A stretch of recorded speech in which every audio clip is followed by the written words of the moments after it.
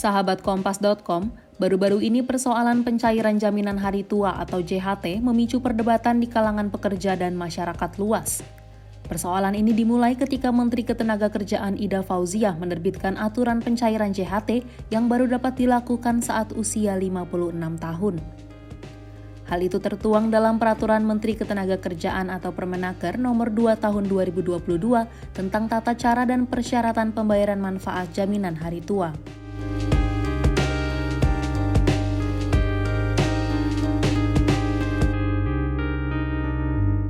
Namun, kelompok serikat buruh menolak kebijakan itu karena menurut mereka iuran yang telah dibayarkan merupakan hak para pekerja.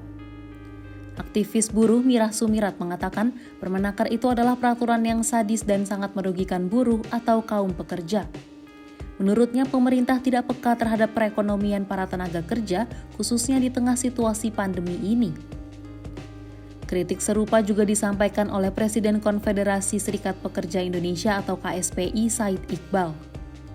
Ia menegaskan aturan tersebut merugikan buruh terutama jika terjadi pemutusan hubungan kerja atau PHK.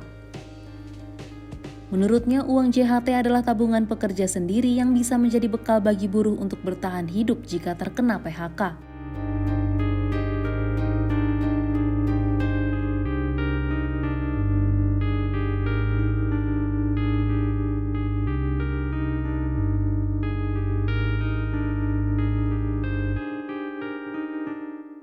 Ketidaksetujuan buruh berlanjut dengan demonstrasi pada 16 Februari 2022 di kantor Kementerian Kemenaker dan Pusat BPJS Ketenagakerjaan.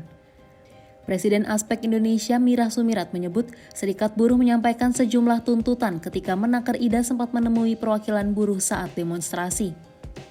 Pertama, mereka menilai aturan itu bertentangan dengan Undang-Undang Sistem Jaminan Sosial Nasional atau SJSN, khususnya pasal 1 ayat 8, 9, dan 10. Sebab dalam Undang-Undang SJSN, peserta adalah setiap orang yang bekerja paling singkat 6 bulan di Indonesia dan telah membayar iuran. Sehingga pekerja yang mengundurkan diri dan di PHK tidak lagi masuk dalam kategori peserta dan pemerintah tidak ada alasan untuk menahan JHT. Kedua, serikat buruh mengeluhkan bahwa situasi dan kondisi hidup mereka masih sulit sejak pandemi COVID-19 melanda pada 2020 silam. Dana JHT tentunya menjadi harapan terakhir pekerja buruh untuk dapat diambil sebagai penyambung kehidupannya dan keluarganya.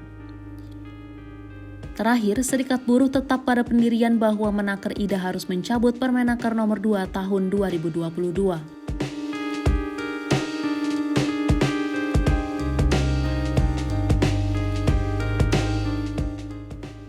Menanggapi tudingan ini, Direktur Jenderal PHI dan Jamsos Kemenaker Indah Anggoro Putri mengatakan penerbitan aturan ini tidak mungkin berlawanan dengan kehendak Presiden. Indah menuturkan terbitnya suatu peraturan menteri tentunya harus melalui proses harmonisasi yang dipimpin oleh Kementerian Hukum dan HAM.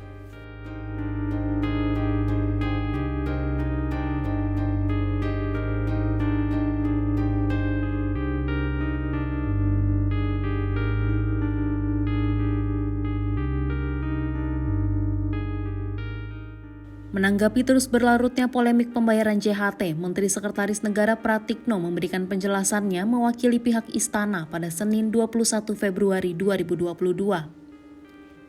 Pratikno menjelaskan Presiden Jokowi sudah memerintahkan agar tata cara dan persyaratan pembayaran JHT itu disederhanakan. Dengan begitu, JHT bisa diambil oleh individu pekerja yang sedang mengalami masa-masa sulit sekarang ini, terutama yang sedang menghadapi pemutusan hubungan kerja.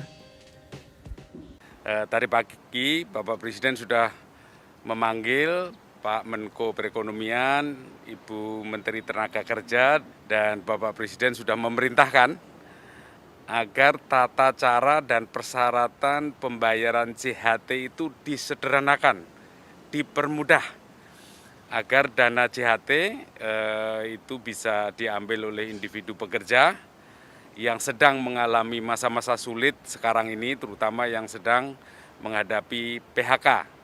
Jadi bagaimana nanti pengaturannya akan diatur lebih lanjut di dalam revisi peraturan Menteri Tenaga Kerja atau regulasi yang lainnya.